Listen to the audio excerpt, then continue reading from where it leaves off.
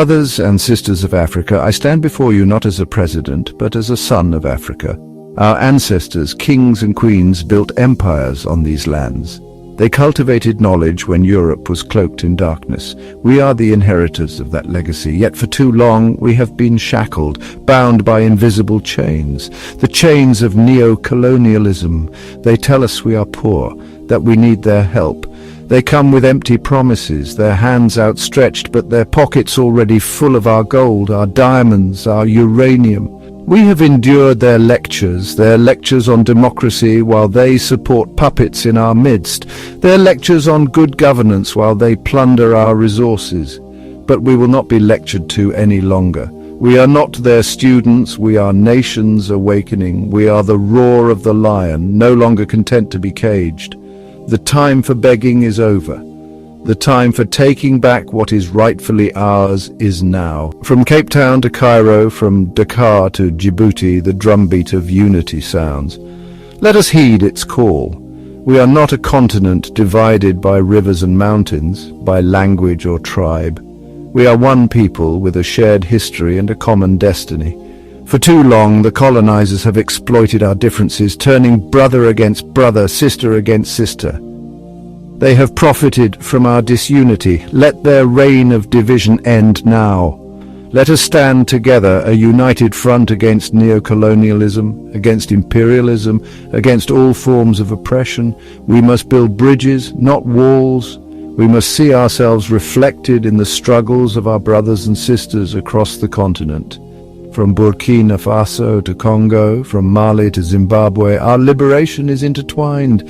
Let us rise together as one Africa, strong and indivisible. Africa's youth, this is your hour. You are the inheritors of a rich legacy, a legacy of resilience, of creativity, of unwavering spirit. The future of Africa rests on your shoulders. Do not be afraid to dream, to innovate, to challenge the old ways. You are the vanguard of change. You are the architects of a new Africa. We will build schools that nurture critical minds, hospitals that heal our bodies, factories that produce for our needs. We will invest in our people. We will empower our women. We will create a future where every child, regardless of their circumstances, has the opportunity to thrive. This is the Africa we must build, an Africa free from the shackles of neo-colonialism, an Africa that stands tall and proud on the world stage, an Africa that is a beacon of hope, not only for its own people, but for all who seek a more just and equitable world. My fellow Africans, the time for slumber is over. A new dawn has broken. The chains of mental slavery are being shattered. We are done with apologies. We are done with asking for permission. This is our time. This is our continent. And we will decide our own destiny. To those who seek to exploit our resources, to those who benefit from our oppression, I say this: your time is over. We are done being pawns in your games. We will no longer tolerate your interference in our affairs. We choose cooperation, not subjugation. We choose partnership, not patronage. The African giant has awakened, and it will not be silent. Honorable delegates, heads of state, leaders of nations, distinguished representatives of peoples great and small, I greet you not as a career diplomat, nor as a man bred for banquet halls and handshakes. I do not come to you speaking the rehearsed language of polished politics. I come to you as a soldier of my people, as a guardian of a wounded land, as a son of a continent that has carried the cross of the world, yet has never worn its crown. My name is Captain Ibrahim Traoré, President of Burkina Faso, and today I speak not only for the 22 million souls in my nation, but for a continent whose stories have been twisted, whose pain has been ignored, and whose dignity has been repeatedly auctioned off at the altar of foreign interests. Africa is not Tobago. Africa is not a battlefield. Africa is not your experiment, your puppet, your warehouse of raw materials. Africa is rising not to kneel, but to stand. And today I say before this great assembly of nations, Africa will not kneel. One on the false generosity of global politics. For decades you've sent us aid with one hand while extracting our lifeblood with the other. You build wells in our villages while your corporations drain our rivers. You donate vaccines yet patent the cures. You speak of climate action yet continue to fund the very forces that burn our forests and dry our lakes. What kind of generosity is this? The kind that feeds the mouth but silences the voice. the kind that keeps a man alive just enough to keep him dependent. We are not blind to this hypocrisy. Let me be clear, we are not ungrateful for sincere humanitarian assistance, but we reject a global order that disguises exploitation as partnership. We reject financial institutions that lend with one hand and steal sovereignty with the other. Africa no longer wants charity. We want justice. We want control over our own destinies. Too on the chains of colonialism and its modern descendants. Our wounds did not begin with us. They were inherited legacies of an empire-building madness that saw us not as humans, but chiefs, as cargo labor tools. My ancestors were not consulted when maps were drawn with rulers and compasses in Berlin. The borders of Burkina Faso, like those of many African nations, were not carved by our ancestors, but by men who had never stepped foot on our soil, who knew nothing about languages, our tribes, or our spirits. Today, colonialism has a new face. It wears suits, it hosts forums, it signs contracts in Geneva and Paris and Washington. But it still takes without consent, it still dictates instead of dialogues, it still silences instead of listening. If you want to talk about peace, then let's begin by unlearning the arrogance that peace is something only you can teach us. 3. On resource exploitation and the myth of development. They call us developing as if the theft of centuries did not set us back, as if the gold from our lands, the diamonds from our rivers, the oil beneath our feet did not build the very skyscrapers in which this assembly sits. Let us speak plainly. Burkina Faso is rich, Africa is rich in minerals and culture and wisdom and youth. But you have taught us to measure richness in GDP and export value. You call it development when a foreign company owns 90% of a gold mine on our land. You call it progress when your security forces guard cobalt mines but not our children's schools. That is not progress, that is piracy with legal documents. From now on we will define development on our own terms. Development that puts children in classrooms, not minerals on cargo ships. Development that respects the land, the people, and the soul of a nation. 4. On sovereignty and interference. Why is it that when an African nation makes independent choices, we are called unstable? Why is it that when we seek military cooperation outside the colonial sphere, we are labeled a threat? Burkina Faso has chosen to walk a path of sovereignty that is not a threat to peace. It is a declaration of adulthood. We are no longer under your guardianship. We are no longer your junior partners in diplomacy.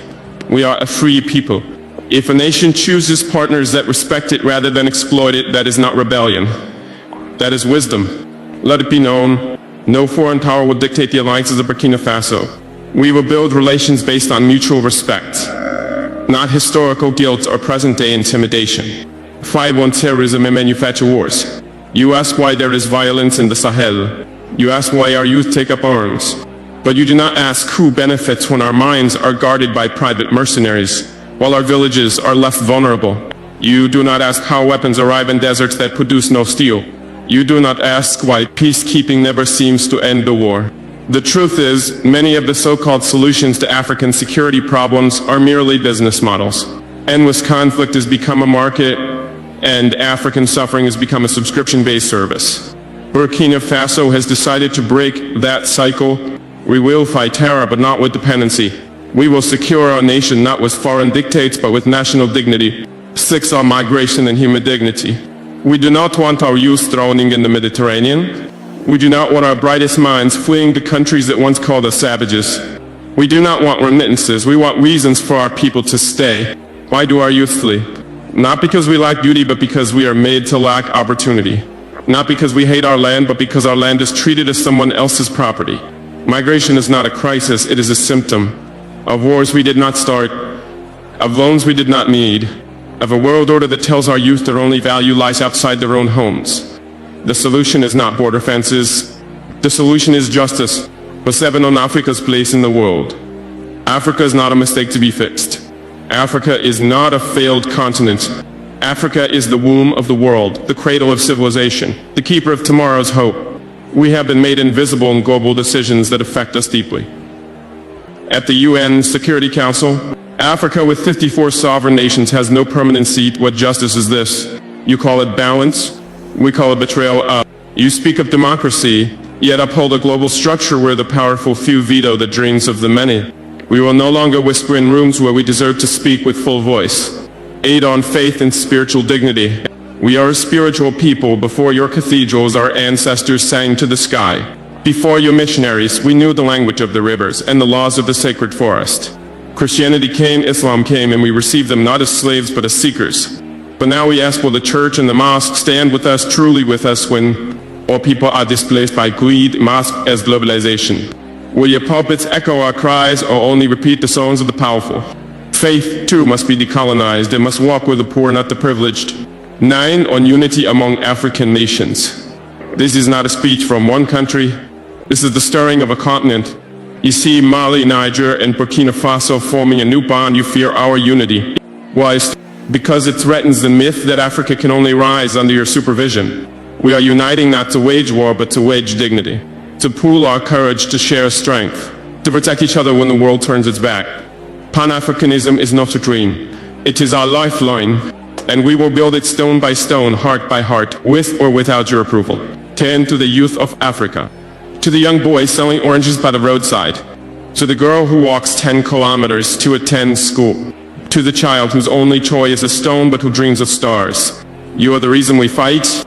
Do not believe the lie that your continent is cursed. You are the blessing. Do not envy foreign passports. Be proud of your name, your land, your roots.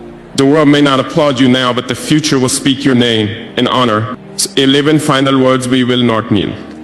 I do not come to declare war, I come to declare will. So we will not kneel to fear. We will not kneel to foreign banks. We will not kneel to outdated empires masquerading as friends. Africa is not asking for a seat at your table. We are building our own a table where no child eats last. Where no nation is silenced because it lacks nuclear arms.